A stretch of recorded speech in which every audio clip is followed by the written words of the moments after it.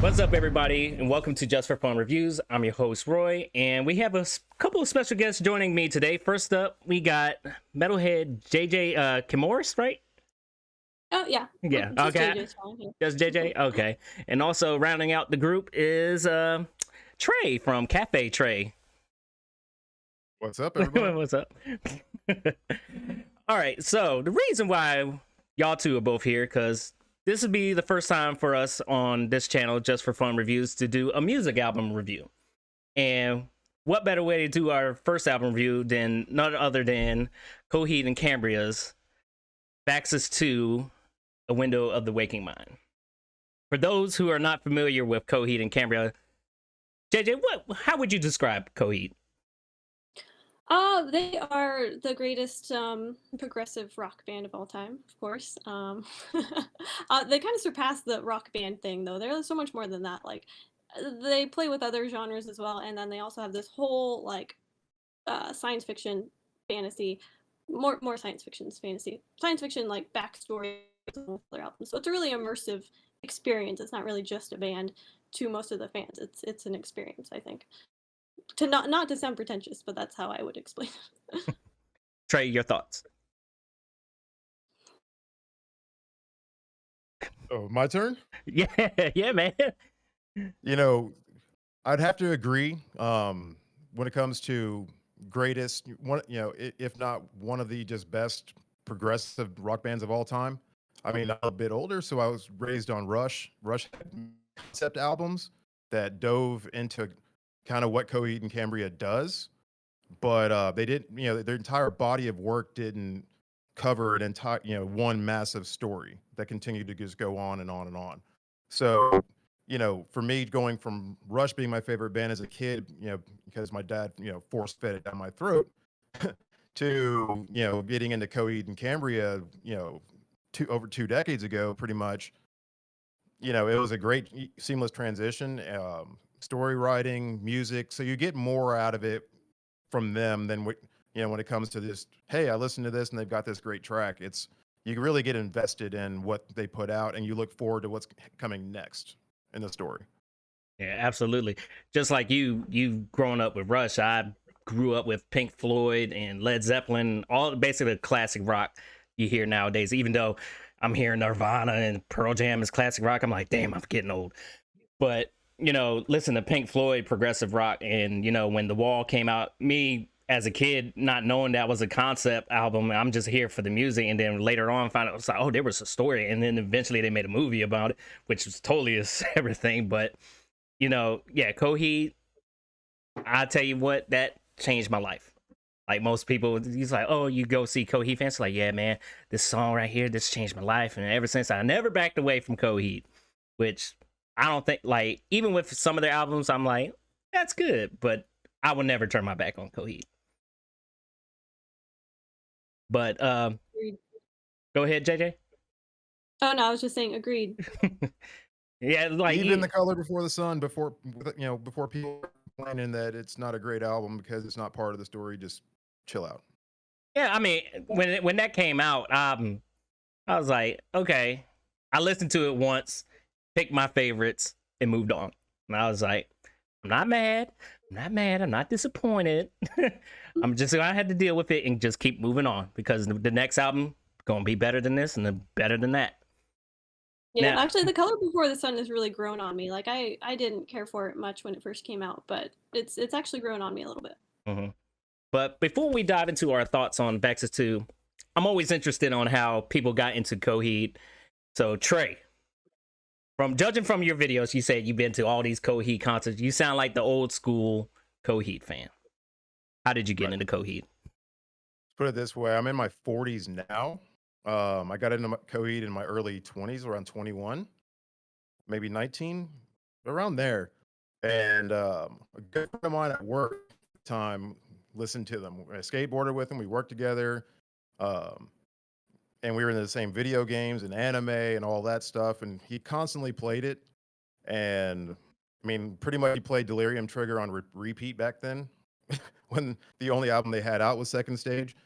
And eventually, the more I heard it, the more I just kind of got into it. I didn't really know much of a story about it. I was sounds cool. He's got a high pitched voice, just like Geddy Lee from Rush has a high pitched voice. Mm.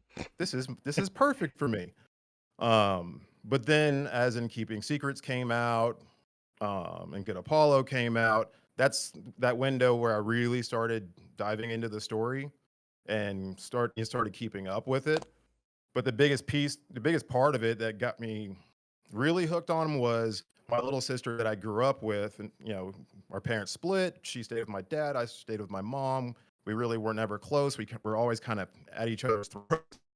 Um, One day we happened to be at a family, it had been Christmas, and she was listening to Coheed and Cambria, which was not her normal type of music. She was more into hip hop and all that other stuff.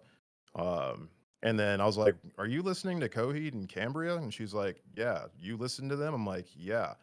And ever since, we have not had a single argument. We have not had a single fight. And every time that they come to town, we go to see them together. It's our family brother sister tradition. I say it's a tradition going back generations. Yeah. Yeah. So we've been on this journey a long time. Like, she's coming over tomorrow to shoot a video because I refused to let her hear the last track off the new album. I said, "You're gonna come over here, you're gonna sit down, and Oh, you know I'm she gonna film listened to your that reaction." track. You know she If listened she to that. did, if she did, that's on her. But I said, You can listen to everything but the last track." So we'll see what happens. Nice. Can't wait to see that video because all your reaction videos are phenomenal. Like the one with Beautiful Losers, I was like, he has the same reaction I did. I was like, I love it.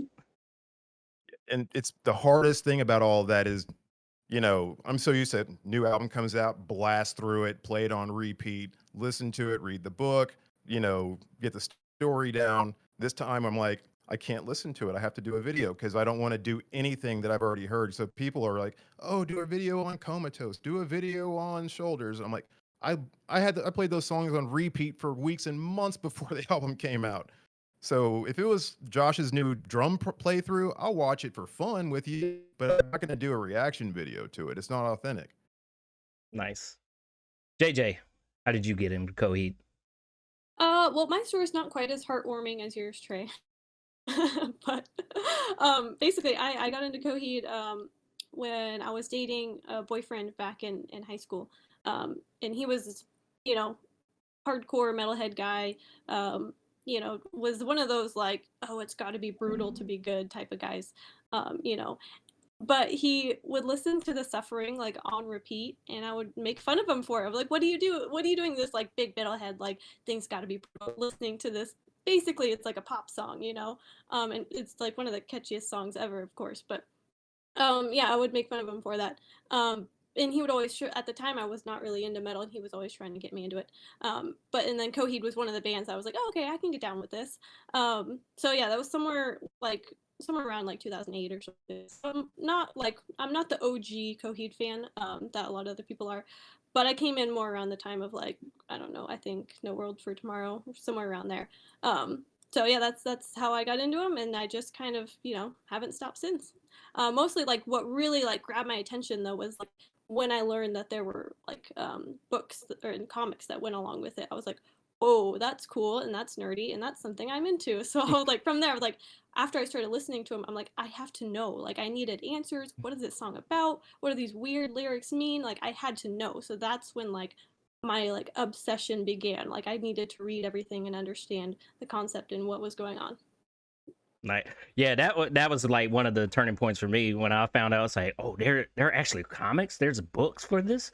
Let me go ahead and read because none of the lyrics make sense to me. I'm not one of these OG can decode, but like, oh yeah, Claudio does this at the crowing and stuff. I'm like, I don't know none of this.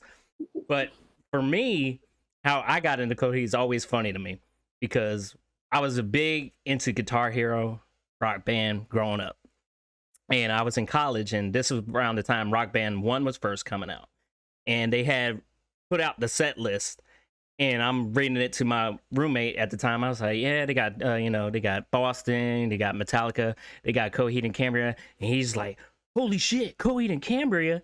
I was like, why is like that one of your favorite bands? This is when I wasn't like really into music or anything. He's like, hell yeah, here, play one. And I swear, I still don't know what song he played, but it was a song to make me like turn that shit off. Yeah, I do not want to hear this. So he's like, you're going to regret it. I'm telling you, this is one of the greatest bands of all time. I'm like, yeah, whatever. I'm still old school Pink Floyd. I'm not listening to anything else but Pink Floyd. And then by the time Rock Band 1 comes out and I get to play Welcome Home. And man, doing the intro and how heavy it hit, I was like, okay, I'm feeling it. And then the lyrics came in, I was like, yeah, fuck that bitch, like, so I'm all into this. And then the solo came in, Travis doing amazing work. I'm like, this song is amazing. And then he's over there in the corner like, what was that about, Coheed? Didn't like him, huh? So that's an interesting thing for me. I was like, one song from one game changed the whole course of my music taste forever. I can't count how many people I've come across that say they discovered Coheed through Rock Band. I mean, I could have discovered them from so many other ways. Like my roommate was right there trying to be like, here. He had the whole discography right there for me. He's like, here. And I'm like, no, back away. I don't want to hear this. No, it's too, like you said earlier, it's like too whiny for me when I first heard it. I was like, yeah. And then I'm over here in the car like, you're my blood, and then all that kind of crap. I'm like, glad nobody can hear me. Yeah, I think that's all of us and everything. You get, it's like people like they want to go over the voice, and I'm like, there's so much more to the band than just the voice. The voice is amazing, by the way, but there's so much more to it than just the voice, and so much more to it than just the story, because they're all extremely talented. Travis, Zach, Josh, they're all, in their previous bases. Yeah. I hope he's doing well because I know he's been going through hell for many, many years. But, extremely talented musicians. It's not just the story and Claudio. I mean, like Josh recently has just been knocking things out of the park. Like this whole new album, like Josh on this new album is just insane. I love his drumming. Yeah, He said knocking it out of the park. I mean, he's always posting about the Mets, so I thought you were going into a baseball reference there for a second. No. But a little bit of background on Vaxis 2. This, of course, is the 10th studio album, and it was released June 24th. So we had like 3 weeks to listen to this album, and like everybody else, have it on constant repeat. I play it at work on the radio. Don't care what anybody says. I have listened to this for 8 hours straight at work. They were like, play something else. I'm like, no, it's just that damn good. But yeah. So it was released June 24th, continuing the Vaxis arc of the Amory Wars concept. The album was originally conceived before the pandemic. Some things were being worked on changed. For example, one song was titled Hallelujah Quarantine, which was about the Liars Club ship, the quarantine, and the organization's celebration that actually takes young kids and turns them into blood banks. Sanchez speculated several times that the song might not make the album due to the pandemic, later confirming in a live stream prior to the official music video for Shoulders. Epart suggested that one day they might release the track as a demo, and we'll see. I mean, if it's anything like this album, it might be fire for all I know. Yeah, I want to hear it. I want to check it out. I think the pandemic helped a lot of bands, not just Coheed. I mean, it was a horrible thing to happen, but it gave all these creative writers, all this downtime of no touring, time to reflect, recharge their batteries, write, try this, try that. So they all had a good 1.5 to 2 years of just being able to be creative without feeling forced by a label or whatnot to put something out and go tour. Exactly. I mean, you can't. I don't know how many times can you do the same thing over and over again? It starts to become tedious and redundant. And I mean, even with this album, I'm kind of glad they changed some of the things up.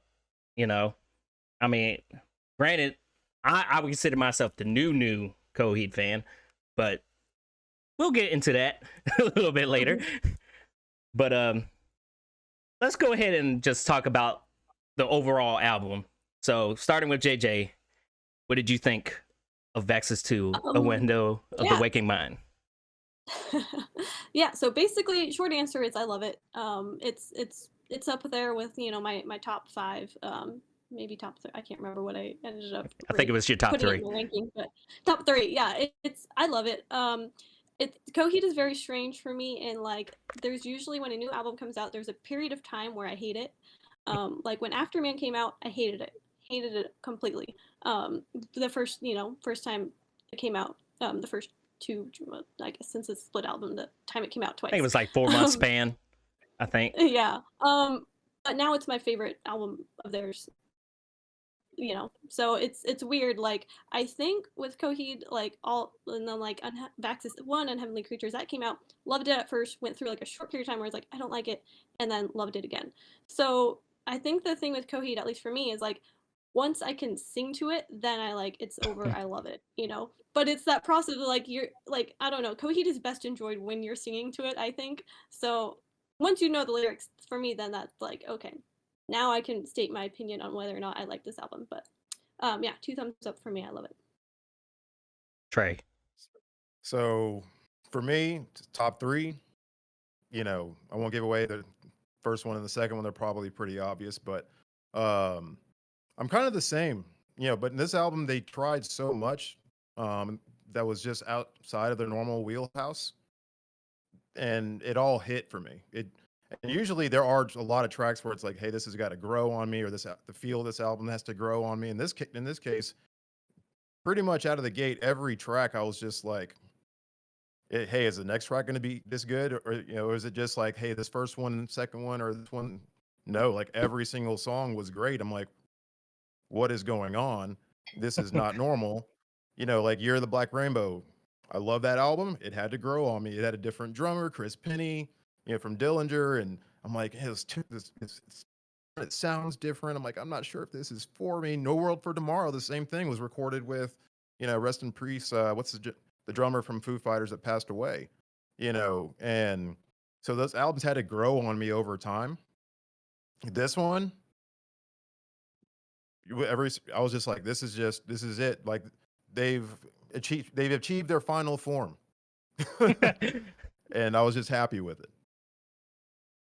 Yeah, with me, like when the singles were coming out, like Liars Club, Shoulders, I was not feeling these songs at first. I was like, I don't know what direction they're going with this. This is getting that color before the sun kind of vibes.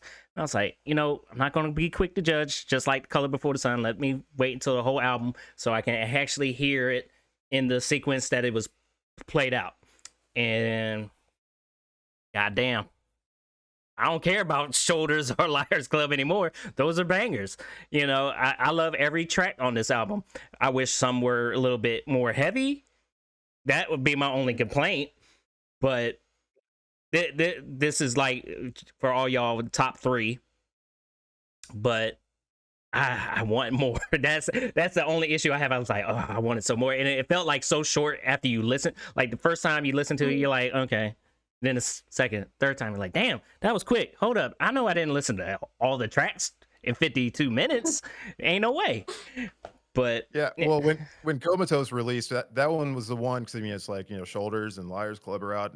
Comatose was the one that kind of signaled that this is going to be completely different. And then you start listening to a lot of the tracks, and it's like 3 minutes and 45 seconds, barely 4 minutes.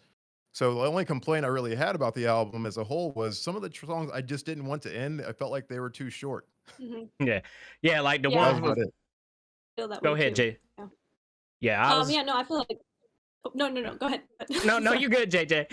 You the guest here. No, I agree. I think some of the songs are a little bit short. But like you were saying, like I do also wish it was a little bit heavier. Because I like heavy music. That's like my thing. And like I know a lot of people's problem with this album is the synth, and like it's going a different, like they've gone a different direction obviously than the original do, or at least I think they should. So it's different. Like, and I see a lot of people being upset that it's different. and it did take me a little bit of time to warm up to those things, you know, it not being quite as heavy, some songs feeling like maybe it should be in Price Fighter Inferno instead of Coheed. But yeah, I think I definitely, you know, it's an acquired taste, and I have acquired it. Yeah, because like for me, when the album dropped, I'm already knocked the hell out. I woke up, set an alarm at like 12 o'clock, Coheed time, you know, get my Bluetooth headphones, just complete silence, nothing on, and just listen to it. And like the first track, I was like crying. I was like, oh man, they threw a throwback with the scream. I was like, okay, they got me. And then, you know, after a while, I was like, I don't know, man, it felt kind of really poppy. And I was like, what? Mhm. And then I was like, let me listen to it one more time. And I was up at like 3, 4 o'clock in the morning. I was like, oh shit, I gotta go to work at 7 o'clock. I gotta get some rest. I wish I could have done that. I just couldn't. Yeah, it would have been like what, 3 o'clock or no?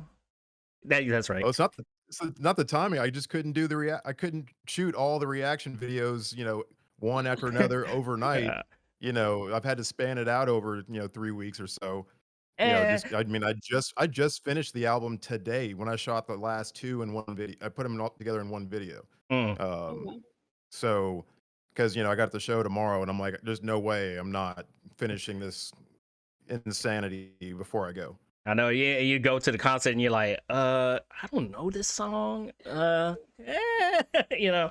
That They're covering someone else's music. What's going on here? Oh well, they threw me off with the cover of Kiss's Love Gun. I was like, oh shit, this is gonna be a fire track on the next album. I can't wait. And I was like, oh, that's a Kiss cover. It was still fire. I don't care. It was a good song. I was like, especially with Claudio's vocals on that track. But hold on, 1 second. Yeah, I mean, I do think that like they are changing a lot. I mean, well, they've been changing. You know, they like Vaxis 2 just seems like a continuation of the trajectory that they started with Colors and with Vaxis 1, like more pop, less, you know, less heaviness, less progressive too in some sense, but you know, just in a different way. But so yeah, I see a lot of pushback on this album, but I have to completely disagree. I mean, I like it when bands change their sound. You know, like nothing is just, I don't know, a little. I don't know how to put this without being super negative, but like I don't like it when bands just get way too comfortable with their sound and everything just sounds the same and they never just reach for more, try something different. You know, like I love it when bands change and go in a slightly different direction, even if it's like in a direction that I don't particularly love as much. I like to see them grow and change. I feel like that's exactly what this album Mhm. is. Like you I'd said, yeah. agree. Yeah, I just have to agree. I mean, you can't be a progressive band and do the same thing over and over again. You're not progressive if you're just kind of repeating. If you're pulling the AC/DC where every track sounds the same, they're all good, but it's you've listened to one, you pretty much listed all of them. Right. So it's like yeah, you want to hear something different. If you were to play Final Cut for a young Coheed fan now that's never heard it before, and they just got hooked based off of Shoulders or Comatose, or they would think there's two different bands playing those songs, Mhm. and that's the way it should be. I Yeah. mean, that's how normal, like you said, that's how bands normally evolve. Because I can tell you, the early days of Pink Floyd, not my cup of tea. But I say when I think it was Metal when that came out, I was like, okay, this is nice, ambient kind of style music. And then next album they put out was Dark Side of the Moon. Changed it up for Wish You Were Here. Then The Wall. Yeah, you can't do everything the same, y'all. I don't know what Coheed fan needs to hear that, but times change, man. Try No, to word it to people this way: the story is not the same in every album, so the album shouldn't sound the same. exactly. But with that being said, let's go track by track, starting with the Embers of Fire. We all go up in. It was so cute. Like, okay, so first of all, I love the reprise of, you know, like the last album, the Old Flames, but having Atlas sing on it is just, it melts my heart. I love it. Yeah, anytime that I mean, I've gotten to see them live, and I got to go to the pre-show where they do their acoustic sets with Chandra and Claudio, or sometimes it's Josh and Travis, and anytime that they actually get to incorporate their families into it, it's just ridiculous. Like Chandra and Claudio when they did, I think it was a Guitar Center video where they did their duet. I was just like, all right, are you intentionally trying to make me cry now? But the intro is just such a great way to transition from the previous album, and set the stage for what we were about to witness for the rest of this album. I have no words. Yeah, like it was very beautiful, very beautiful. Because when I was first doing the like intro for this video, I was like, yeah, I'm gonna use the actual track, and I was like, copyright strike. I was like, fuck. Like, well, let me just do it on the keyboard myself and put it in. It just won't have the vocals, but I was like, I really need those vocals because his voice sounds so, like you said, so cute. I like So cute. And the bad enough, the teaser before the album came out, and I saw the video, I was like, ooh, man, are they bringing back old flames? Are they bringing back the theme to continue the story? It's like, that's normally, like when I hear the Amory Wars theme, I'm like, okay, the story continues. And then hearing the prologue for this, I'm like, the story continues. And then you hear I guess, I don't know, y'all can figure this out, the crowing scream, or is that the priest scream? No idea. JJ's like, I don't know. Yeah, flip a coin. But the scream nonetheless was like, oh my god, is he coming back? And then it's just, we all go up in flames. I'm like, okay, you got me. I'm getting pumped. I'm ready for this album. Which leads into the next track, Beautiful Losers. Beautiful losers, you're my hero. What do we think? Ladies first. This one, it took me a minute to warm up to this one actually. This one, I listened to it. I was like, yeah, it's good, but it wasn't hitting me anywhere. That I was like, yeah. So it took me a few listens to get warmed up to this track, but it's a solid track. I love it. This is the track that I had to title "They Broke Me" because for the first couple seconds, maybe a minute, the music really wasn't hitting, but the lyrics were had related to so much that I had been through, and it was just like every memory and every bad situation just started popping up in my head to the point where by mid song I was there listening to it, but I really wasn't there, and I had to fight back the tears and pause my video. It was bad. It was bad for me, but now I can listen to it and I can just enjoy it for what it is, and it grew on me extremely quick. Yeah. I mean, it's still hard for me to even sing this song in the car without getting teary-eyed and like beautiful. Like, no, don't don't look like cars looking at me like, what the hell is his problem? Like, I'm saying Coheed, But I mean, yeah, the lyrics, man, I was feeling his tone, especially the one part when it's like, in my empty eyes, can I find the me? I was like, damn, that line right there just hit. I was like, well, I ain't never seen him go like low and then really high in that quick span. I'm like, woo. But yeah, that was the way to open the album right there. Like, and hope they open with that. Wink, wink. Don't you dare. Don't you even dare. I don't even think they playing that song in the concert. I don't know, Trey. You have 24 hours to keep your mouth shut about that. After that, I don't care. I mean, I think they just titled it the Window of the Waking Mind tour and not play any songs from that tour. I wouldn't even complain. Hey, you getting Coheed, right? But that leads into the next song, Comatose.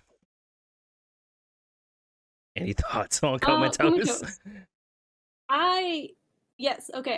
This one, yes, it's like if I'm gonna rank all the songs in this album like against each other, this one's like solid middle. I love it. The drums on this are fantastic. That's probably like the high point of this. And the ending for it, I don't know. I'm big on like I don't hate, but like I don't love it when songs just fade out.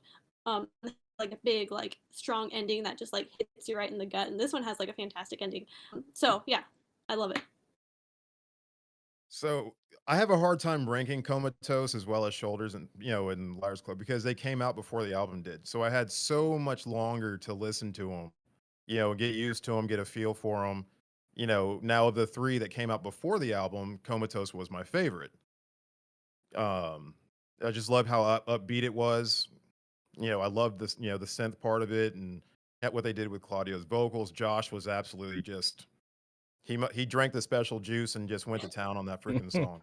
So for me, it's a winner. Not that I don't like the other ones, but of the three that came out before the album, that's my favorite of the three. I don't know, man. It's just something about this track. I just can't like the drum. Like you said, the drumming's amazing. I can get like be in the car trying to do the double bass with my feet, and that's about it. I'm like, but I can't like. I have like it's weird because most of the Coheed songs I try to build a connection with. Be like, oh, this happened some point in my life. Never in my life I was like in a comatose state, but it wasn't just like it wasn't vibing with me. But I mean, it's a great song. It's just probably my least favorite out of the whole album. And you said double bass. Supposedly he recorded that track with one kick pedal. Ain't no fucking way. Supposedly he did. Well, and then he got a backwards pedal or something. He or whatever. We're gonna have to see his drum cam videos now. Yeah, then he put out one for what's it? God dang. I can't remember. He posted two. Yep. Okay. I haven't watched him yet. Yeah, I'm behind. One for the Rise, and then I can't remember the other one he posted. He posted one yesterday. Nice. Might have to check those out later. Damn. So leading into Shoulders. What did we think of Shoulders? I fucking love. Sorry, I don't know if I'm allowed to curse on here. But You're fine. I've been cursing up a storm from the very beginning. Love Shoulders so much. Okay, top two of the songs on this album. First or second favorite song on this album. I love it so much. It's at the beginning it just hits you with that scream, and it was the first single to come out, and I was just floored by it. I was like, holy shit, what year is it?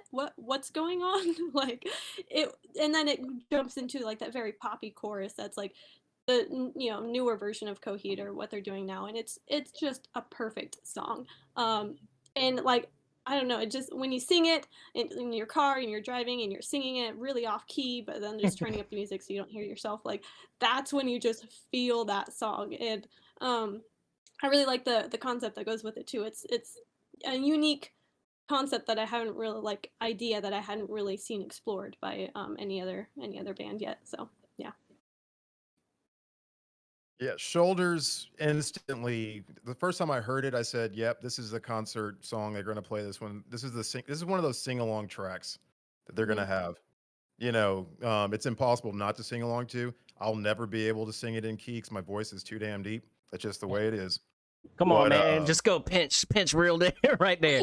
Come on, man. No, that's like me trying to sing "Aha" from "Take on Me" from "Aha." It's just not going to happen. But that's that sing along track. I love the story that goes along with it. I love the sound of it. I think from listening, if everyone remembers listening to Jesse's Girl and when it came out, that was completely different, but it was kind of a signal to what you were gonna get with like Shoulders and a few others. I mean, it's a different sound, but it's a win. I mean, the whole album's a winner for me, but this one, it's one I'm looking forward to seeing live one day. Mm-hmm. So you didn't check out the Great Destroyer tour? I did, and then I got the flu towards the end of it. Oh no! Yeah. Oh I man! I had to leave with about, my little sister said, about 3 tracks left. Oh man, that blows. Yeah. But anyway, Shoulders, it's okay. It took a while to grow on me. That I can say that much. The intro where he got that little filter. Listen, I'm like, I don't know how I feel about that. And then the chorus came in. I was like, yeah, you're going out of the way to bring me down. Yeah, I can feel this. I mean, like I said, it's like you said, most of these tracks are 3-4 minutes long, and I'm like, just give me that little longer, you know, push it out as much as further. Give me a drum solo in there somewhere. Give me something, you know. But then we go into a disappearing act. How long have you waited here for someone to touch you, for someone to hear you scream? Okay, this one, I first heard it and I was like, what the fuck is this? Like, that was my first reaction. I was like, am I listening to Prize Fighter Inferno? Like, what? This is supposed to be Coheed. This is supposed to be the one with the band, right? Like, what is this? I was kind of like a little bit upset at first. Because I was like, oh, is the rest of the album going to be like this? You know, is this the direction we're going in? Because I was like, not about it. I was like, I just was hesitant to embrace the whole like synth thing and that like all that, you know, that direction. But then, you know, upon listening to the album on repeat, I was like, okay, I've accepted it. Now that I've accepted it, I was like, okay, I can enjoy this track now. It's totally an 80s vibe. It's an 80s jam, and I really just hope that when I go to the show and if they end up playing it, that everyone just like breaks out dancing as if it's like an 80s movie. Like that is my hope. Like I just want everyone to be like, yeah, just like doing like dumb dances during that song because that's totally what it evokes for me. Yeah, I labeled the thumbnail on my video. I had to pull it up and everything. I've said it actually says "Let's Dance." That's the dance track from it. That's what it makes you want to do. This thing that stood out the most on that track was just the bass guitar work. You know, Coop is this entire album he killed it. But there's certain tracks where his bass guitar work is. It reminded me of how Coheed used to record, where the bass guitar was a heavy part of the audio mix. It wasn't kind of like this, like in the background. You really had to turn up your headphones to hear it, you know, situation. They really let him stand out on his own in this track and in a few others, and it feels like he's now 100% a core part of the group now, not just like, hey, this guy we brought in to replace someone else. Right. Yep. Yeah, you know, we're listening to this at 12 o'clock in the morning. I'm like, I don't know. And then about halfway in, you know, how long you been waiting? And I'm like, you might have like, me. totally. I'm hopping out of my bed. I'm like, yeah, you know, I'm feeling this track. You know, I'm over there dancing in my car every time I hear it come on. I'm like, yeah. So this was a definite banger for me. I really enjoyed this song, even though it took a while to grow on. Cause like you hear, like if you like OG Trey over here, old school Coheed, you're like basically JJ, what the fuck? What is this? But it's like, hold up, I did not buy a pop CD, did I? You know, looking at the back in front of the case. But yeah, this song was definitely a banger. Hopefully they play it live. And then we go into Love Murder 1. So we're done. Game's over, love murder one. Ooh, this one is just cool. This one's cool. It's different. Yeah, I can't compare it to. I feel like I can't compare it to anything else they've done so far. At least in my action memory. But yeah, this one's just cool. It's just a cool track. It's weird. And there's nothing else on the album that sounds quite like it. I dig it. Yeah. When I started, reacting to the videos, I literally took all the song titles and put them in a randomizer to populate which order I was going to go in. And after I did the first one or two Coheed reactions, this was the number one requested track by all the Coheed fans in my comments. So I was like, okay, let's go ahead and do this. I was not expecting to hear what I heard. It was, like she said, completely different, out of left field, and based off of the pre-release tracks and listening to the little pieces I'd heard from the album. I was like, huh? I was confused at first, but by the end of the track, I'm like, before I do my final thoughts at the end of this video, I'm going to go listen to this 2 or 3 more times because I just enjoyed it that much. So, yeah, this is one that's going to be one of my all-time favorites for many, many years to come. Yeah, the bass line for this one, I was feeling it. I was like, oh, Zach, he feeling this track. I'm like, ooh.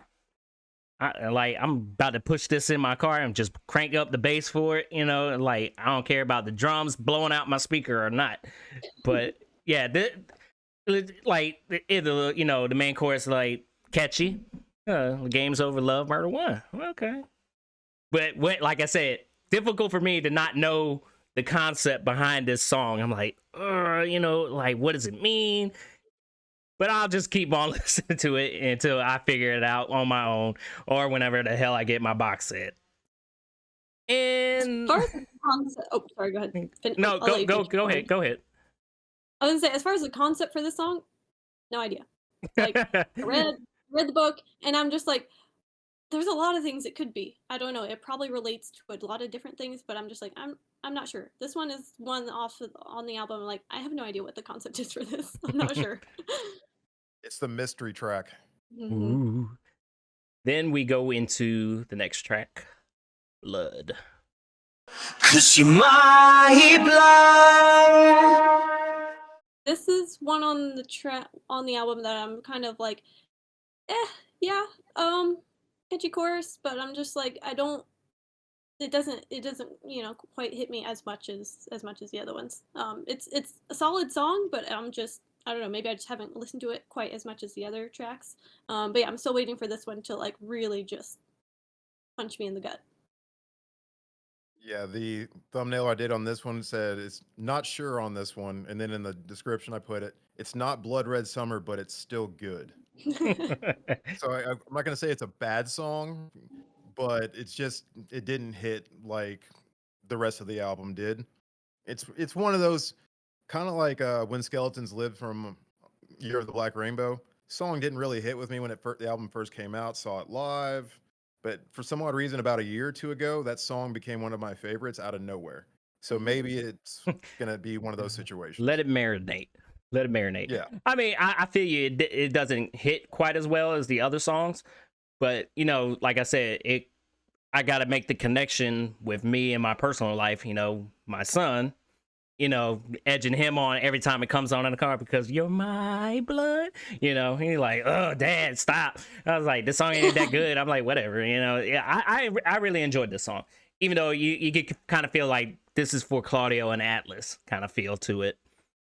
It's like, yeah, I'll do. Yeah, but when he wrote Atlas for Color of the Before the Sun, that song hit for me right out of the gate, and it instantly reminded me of me and my dad, and you know, he used to travel on business trips all the time when I was a kid and stuff like that. So, you know, sometimes it's just a hit, sometimes it's a miss, sometimes it's an in between, and it needs to marinate. Yeah, I suggest give it a couple more playthroughs. I mean, I mean, we all got different opinions. Like I said, Comatose was my least favorite out of this whole album, but you never know over time. Which a lot of references of time in this album. Next up, we got the Liars Club. Liars.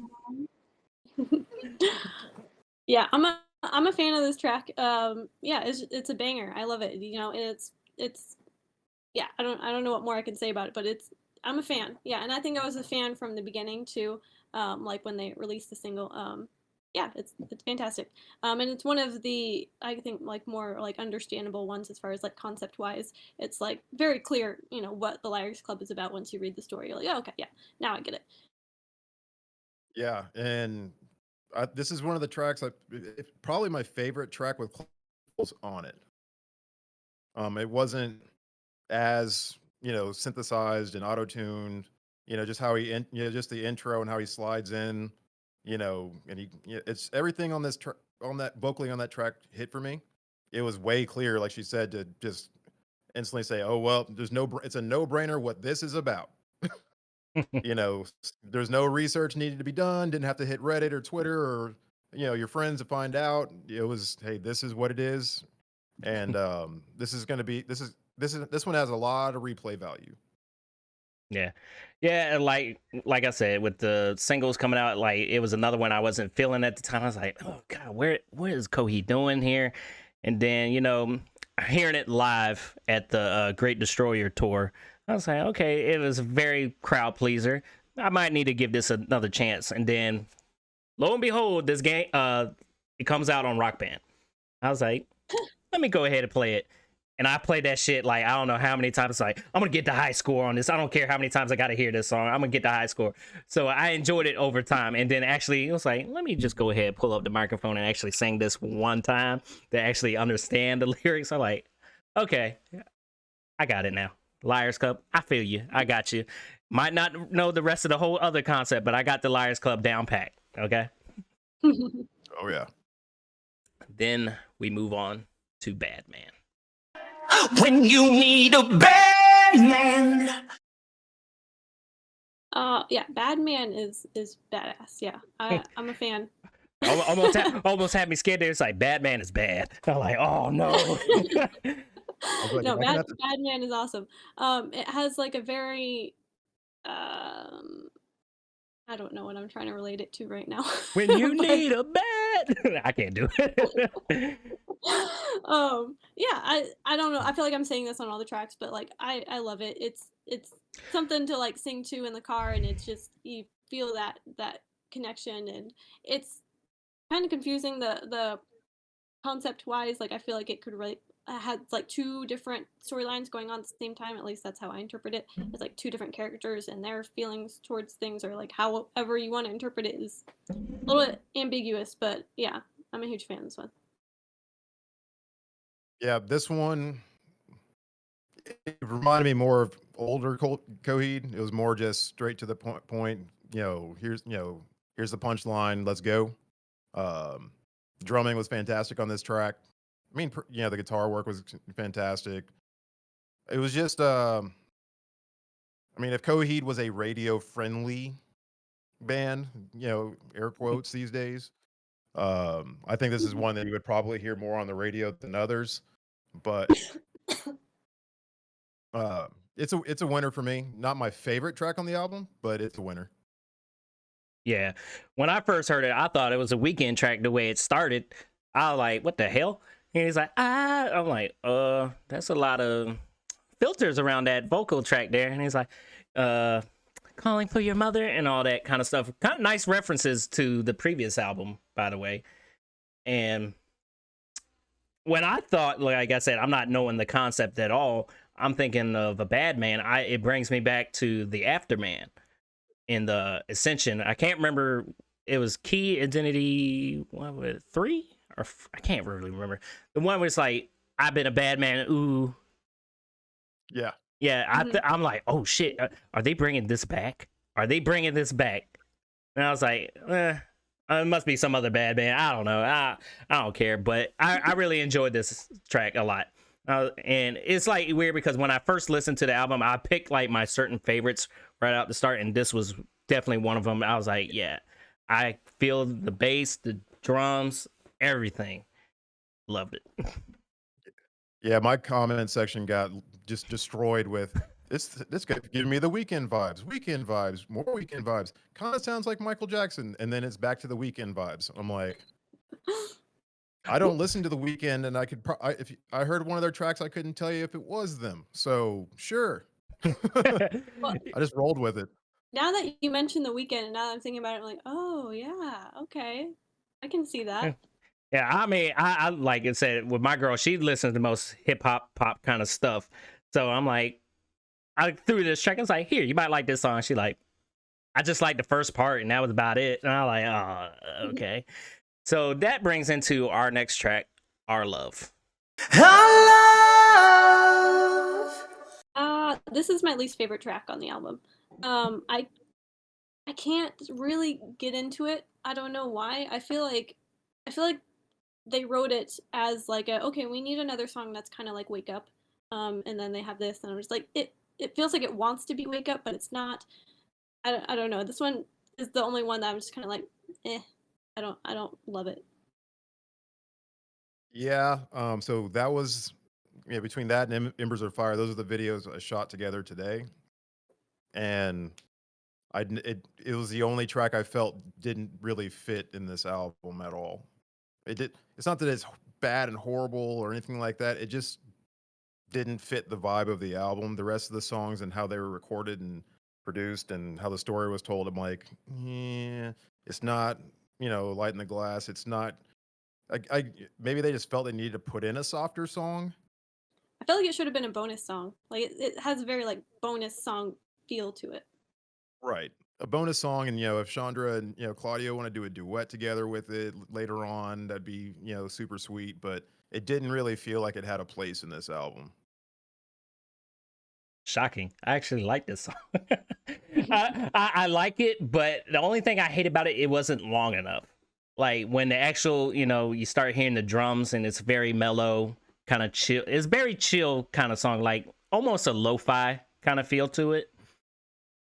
And it's just like over so quick. I'm like, damn, y'all just put in the drum minutes and there's like 30 seconds left of the track. I'm like, damn, if you just extended that for another maybe 2 minutes and have a nice guitar solo to go with that ambient feel, I would definitely rank this as my favorite song on the album. But unfortunately, I almost feel like this song. Go ahead. I almost feel like this song should have been recorded in acoustic. Well, they did. Take everything. Well, take everything else out of it and just completely just unplug it and do it that way as a bonus track. That would have been pretty good. Yeah, I agree. Yeah, they I don't know if it's on YouTube, but I know it's on TikTok. They did the acoustic version for this song, and it's a little bit longer. It's just the same repeated lyrics, but it still sounds good in acoustic too, because it's weird because you hear the synthesizer kind of melody throughout the beginning of the track, and then hearing it as an acoustic guitar, like, okay, no, I really feel this, So that leads into probably the biggest track on this album, Ladders of Supremacy. Another one down the ladders of supremacy. Okay, this is one of my favorite songs off of this album. I love this song. It's badass. Like when I just can't even form words at the moment. It's so good. Like the chorus to it just hits so hard, and that one long, I think the lyric is "stay," where he just like draws that out, and then you can just feel that. Yeah, I love it so much, and it's like a little bit heavier, which is what I'm into. And my only complaint is, like you said, this is another song that's short. I really wish they would come back with the chorus one more time at the end. It's like I feel like I just want it to be longer, and I want more. But it's of course I could just hit repeat. So I love this track. Yeah, the only complaint is that it's too short. This song is absolute fire, beginning to end. They just got everything right with it. The story portion of it matches the feel of the actual song, and it's like just give me more, and then it's like, oh, it's over. Let me go ahead and hit the repeat button and just let it loop, because this song, if you were to say, hey, what's the standout song, or what's this, hey, you've never listened to Coheed and you're going to listen to their new album, which song should you listen to first? That one. Because that'll set them up to for anything older that was heavier. That'll set them up for anything that's more in the last 5-10 years, and they'd be able to relate to all of it. Yeah. Once again, listening to this album at 12 in the morning, just listening to Our Love, a nice, soft, mellow, chill song, and just laying back, and then that guitar riff kicks in. I'm like, shit went down. Shit is going down. Like this, because that was one of the things I was looking forward to the most. It's like, where's that one epic, like, theater song? And this was it. Because I like the kind of subtle references to other Coheed songs. Like, I felt like Domino the Destitute was in this song. Queen of the Dark was in this song. Essence of Final Cut was in this song. It's like, yo, y'all knocked it out with this song. The lyrics, I ain't gonna lie, my girlfriend, who doesn't really care for Coheed, over there in the car, like, I'm like, oh, I see. I'm looking at the corner of my side. I see you feeling these lyrics. You like down boy, clown boy. All right, I see you. But yeah, like you said, Trey, this is probably a good intro to be like, hey, you're not into Coheed, check this song out. It kind of broadens the scale of where you want to fit in the Coheed albumscape. Right. It's this is the modern welcome home song that got so many people into Coheed back in the day. This is a song you can give them now that would get them into it now. And I'm like JJ, I'm a metalhead, so I'm always one of those where the heavier the better, and this one was heavier. Yeah, the most definite heavy of the whole album. And then we perfectly transition to, I'm probably going to butcher the hell out of this name, Rise Naianasha or something like that. Cut the cord. Let's just call it that. Cut the cord. That's what I call it. I don't even try. I butcher names. So I think I've been saying it Naianasha, but I don't know if that's correct at all. Oh well, we're gonna run with it. What did we think of Naianasha?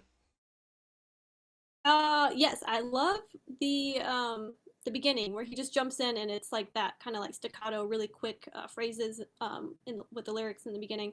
I thought that was like cool. Like the beginning is actually my favorite part of this song. It's just it has such a cool like cadence to it that it really just carries the song. And then of course there's the fantastic chorus, but then it goes back into that kind of like really cool quick lyric cadence, which I don't think we've seen from Claudio, at least not in this manner before, which makes it a really unique song. Really cool. The music video for it is really cool, even though the music video doesn't match what's actually happening in the song, which bothers me a little bit, but I'll make my peace with it. Music video is just cool, so like you can put that video onto any of the songs and it'd still be cool. But I thought that was a little strange. I didn't quite match up, but yeah, badass song. I'm into it. This is a song that'll get you pumped up, and you were talking about how the video didn't really match what was happening in the song, but I just wanted to tag on is the artwork and some of the animations they've done for this album are absolutely insanely good. Yes. Oh yeah, I agree. Chase Stone. These visualizers and all that stuff. I'm like, whoever did these is just on a whole different level. The track, it's a great track. Not my favorite, not my meh song, but you brought up the artwork, and now I'm just thinking about all the artwork that they put out. I'm like, Jesus. Be like, yeah, we like that. Covering a little vinyl. That's all like, I got. got. How did they make this? Like, when I first when they had Christopher Shy for Good Apollo Burning Star 4, I was like, wow, this is incredible. Like, how is this digital? Is this like photography? What is this? This is badass. And this just feels like an evolution from that same style where it's like digital, but it's like it's realistic, and yeah, it's really cool. Like, it looks like there is an actual movie for this like concept, and they just pulled like shots from it. It's so cool. Yeah, it's pissing me off and everything because this story has deserved a movie or at least an animated series for God knows how long. It's well overdue. Oh yeah. Yeah. Like I hope Chase Stone does the whole next 3. Don't change it up because like when I see that, when I first popped those, and I was like, is that a prize? They're not gone. Okay. It's like, God damn it, where's my boy?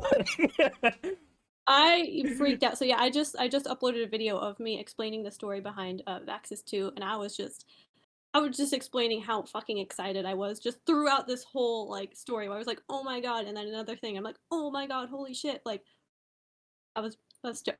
Yeah, stoked. But as far as the song goes, I enjoyed it. It's probably like one of my favorite singles they actually put out for the album, where I can actually constantly sing along. My kids sing along. He's like, I was like trying to edge him. I was like, you want to go see the Coheed? And he's like, is that the guys that sing Cut the Cord? I'm like, yeah. And he's like, nah, I'm good. I'm like, damn it. But yeah, I really enjoyed this track. And it's a tricky one because it's like, this is a family-friendly song, but Coheed will write the most bubbly sounding songs that are so unfamily friendly lyrically, and then they'll write something that's really heavy, and then it's like that's completely family friendly, and the family's like, no, I don't want to listen to that.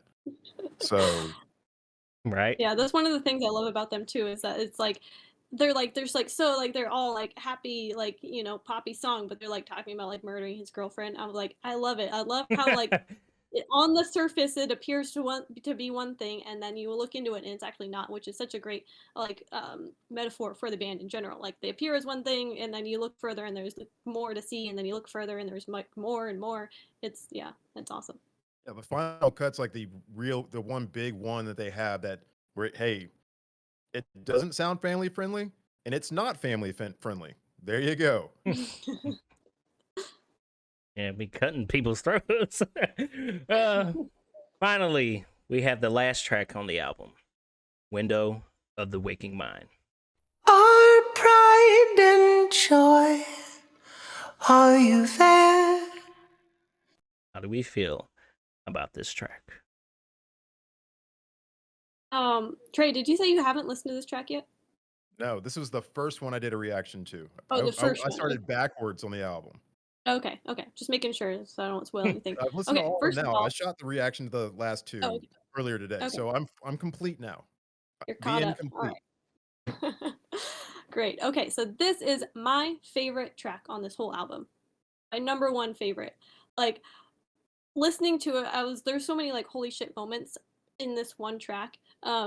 Like first of all, it starts off soft and you're like, okay, we'll see where this goes. It's a cool intro, and then it just slams into you, and you're like, oh, holy shit, this is fucking fantastic.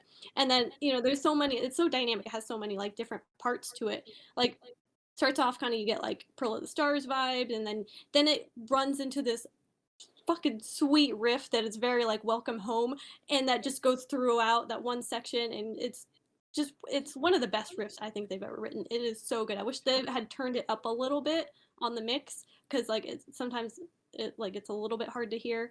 But and then it goes into like this slower section, and it has like, and then back into like a fast-paced section is very like the suffering, and it feels like they're like, hey, let's make a song that represents like everything we've ever done.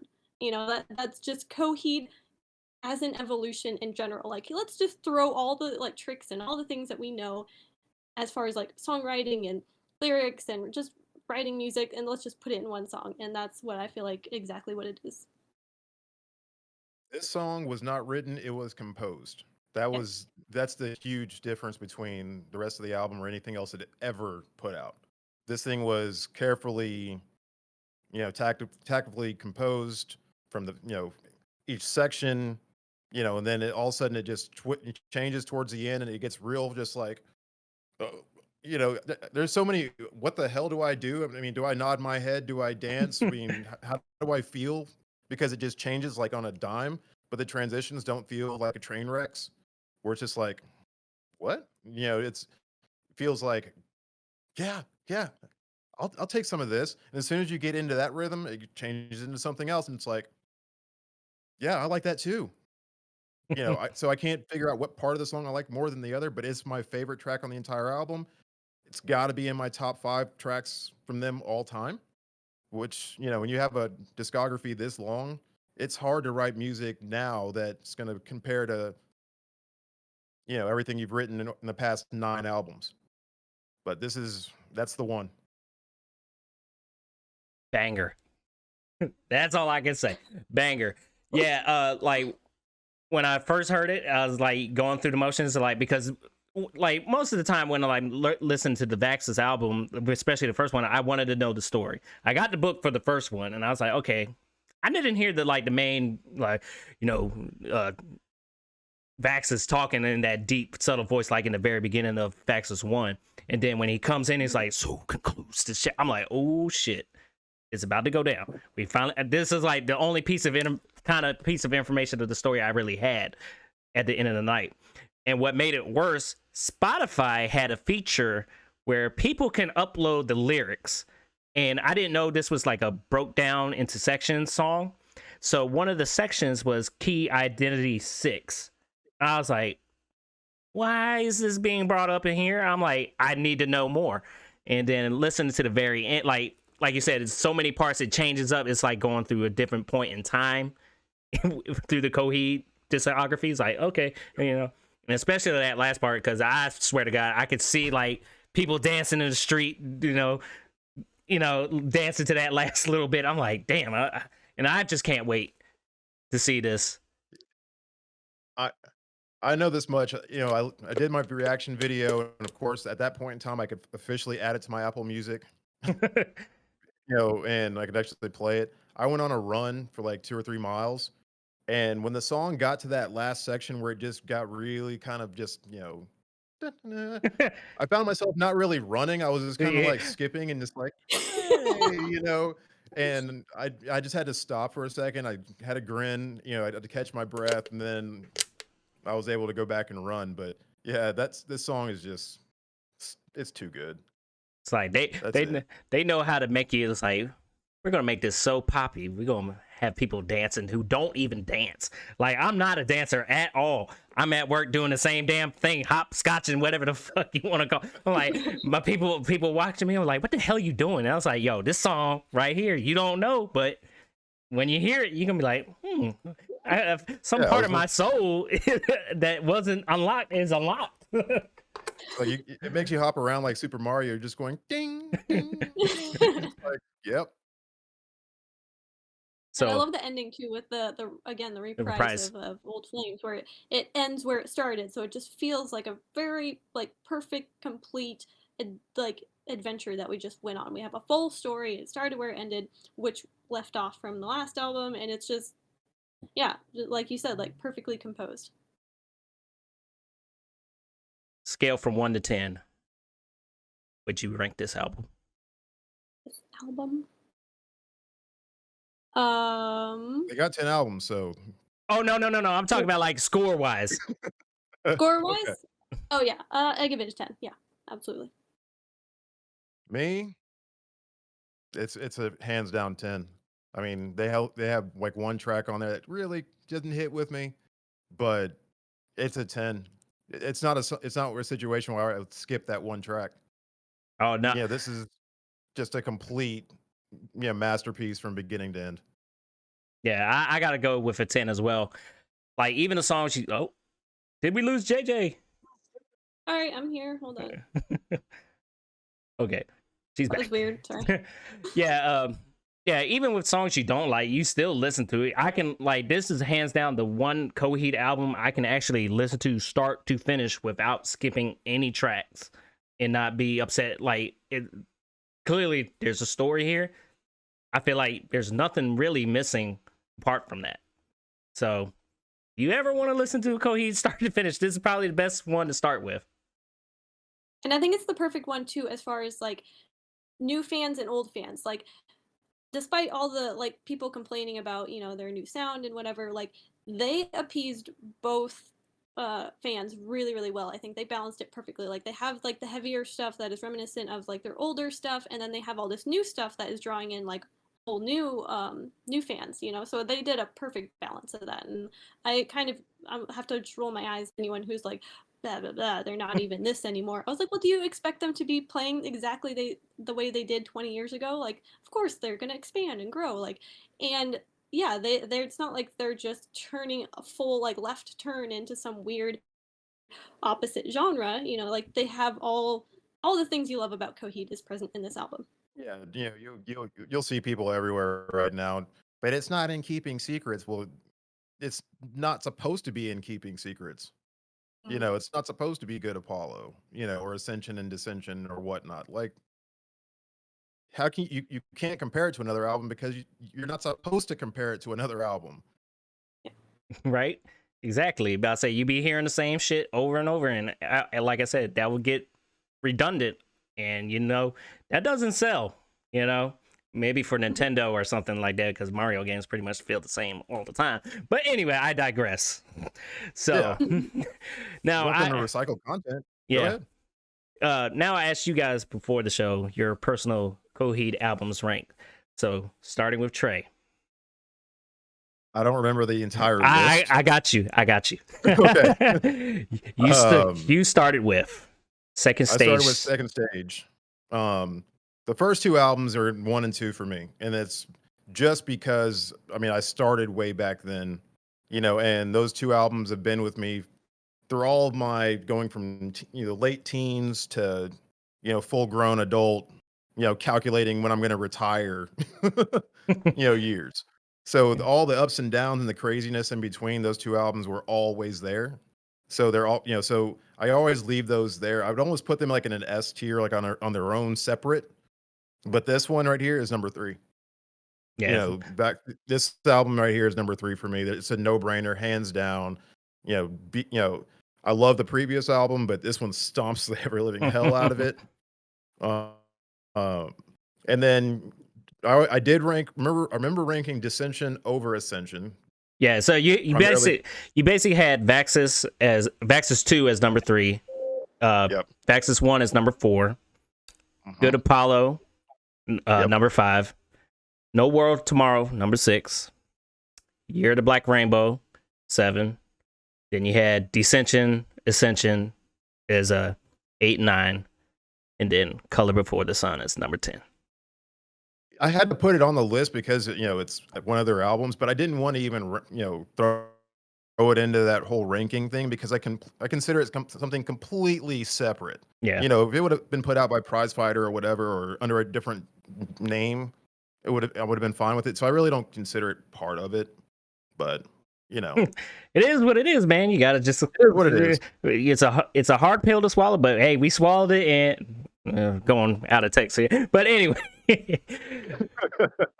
But yeah, I mean, it is a hard album to listen to, especially if you had listened to everything prior before that album, and you're like, there's no really concept here, even though this is pretty personal Claudio, expressing himself, in his music. So right.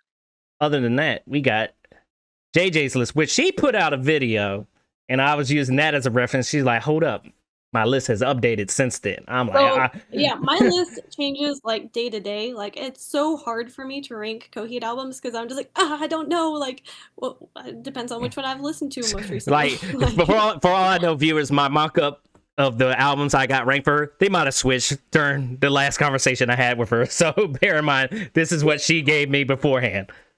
Okay, yeah, no, I think I'm keeping it with what I sent to you most recently.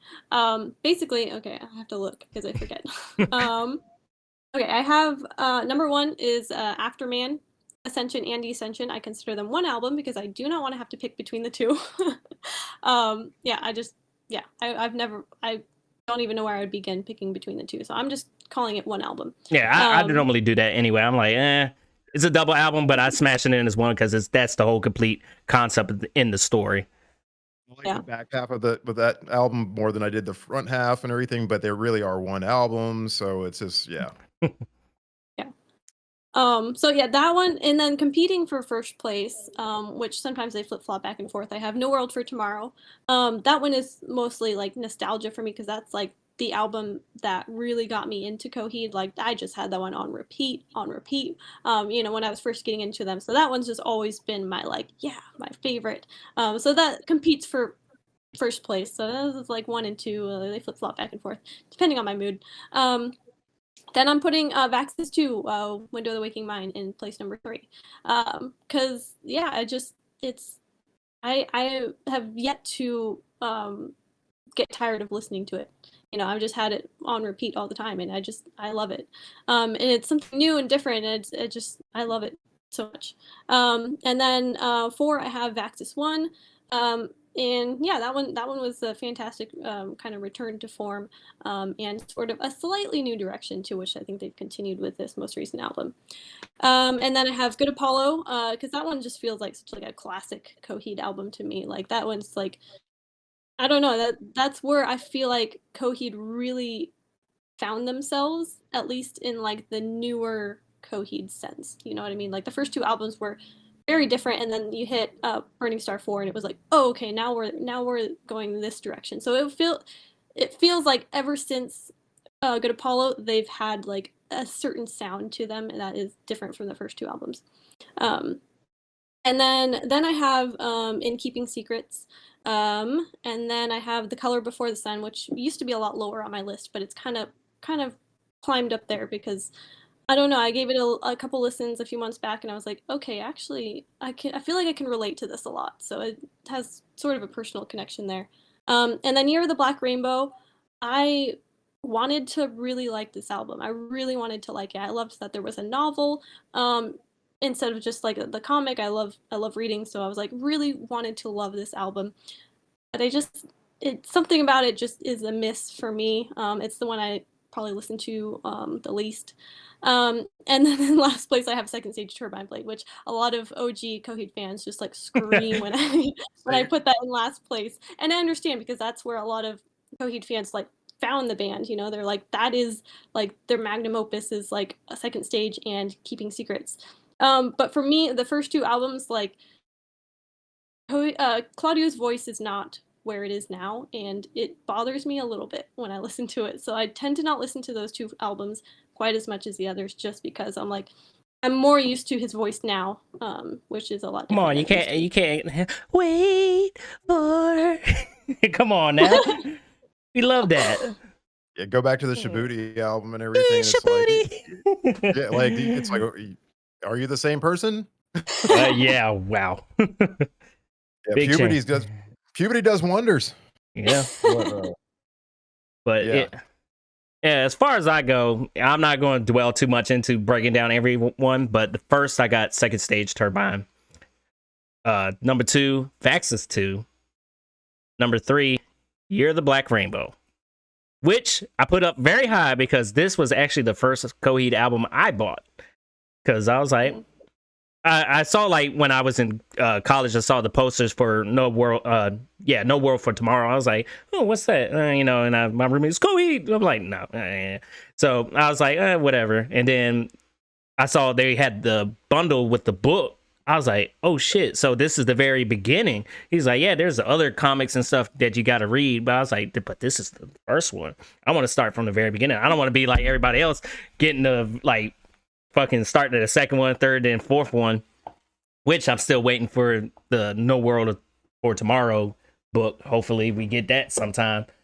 And then after Year of the Black Rainbow, I got Vaxis 1, then Afterman, Good Apollo 4, and Keeping Secrets of Silent Earth 3, and No World for Tomorrow, and then Color Before the Sun. Yeah, like I said, I didn't want to dwell too much into it and all that, but that's how I would rank my Coheed albums. But on that sad note, it's time to say goodbye. But before we say goodbye, JJ, where can people find you? You can find me on my YouTube channel, JJ Metalhead. You can also find me on Instagram at JJ Metalhead. There may or may not be an underscore in there. I forget. Don't worry, I got y'all covered. I'm putting it down in the links, putting it in the video somewhere. I got you. Yeah, and then you can also find me on my website, Kimmorist.com. And for me, it's going to be Cafe Trey at YouTube. It's going to be Cafe Trey on Twitter, and it's going to be Cafe_Trey on Instagram. But I have one last thing to add in. You, sir. I know you're a comic book fan, and you can tell I'm a comic book fan. So we need to do a video on that. Oh, I got you covered, man. I'll say always looking for more people to join our content, man. I'm always loving to collaborate. And JJ, I was on her Instagram, and I found out that she's a fan of one of my favorite bands too, Unleash the Archers. Oh yeah, they're if you sir have not listened to them and gotten into that story, you're in for a treat. How metal are they? They've got some they're like a little bit of everything. Like they're the power metal, but then they also have the death growls in there, which are just because only reason why I ask, because I was mentioning to my girlfriend about JJ, you were doing a collaboration with another artist on a book, and then she was like, well, support her, listen to the artist. Didn't know what I was going into, and I was like, and my girlfriend, maybe he has a nice voice. So like, she pop, hip hop, R&B. I was like, I don't think it's gonna be that. Yeah, baby. No, I was like, it's gonna be like that, And then it came on, and I was like, baby, I don't think you want to listen to this. This is something personal I might have to listen to on an off day. that's up my street. I put it on my reaction, my reaction schedule list. So yeah. I don't even. What band was this? What band? It started with it was one of your posts you made recently. You were out on vacation and you made a post. Oh, Illyria. Yes, that's my band. Not real. I'm like an honorary member. So I'm not on the music, but yes, that's my band. I love them. But yeah, they are pretty heavy. It was like It gave me Flesh God Apocalypse like vibes, and I was like, Yeah, absolutely. Yeah, I agree. But other than that, let us know in the comments what you think of Vaxis 2, A Window of the Waking Mind. Hit that like button and subscribe button so you can be notified when we put out new content. And until next time, peace.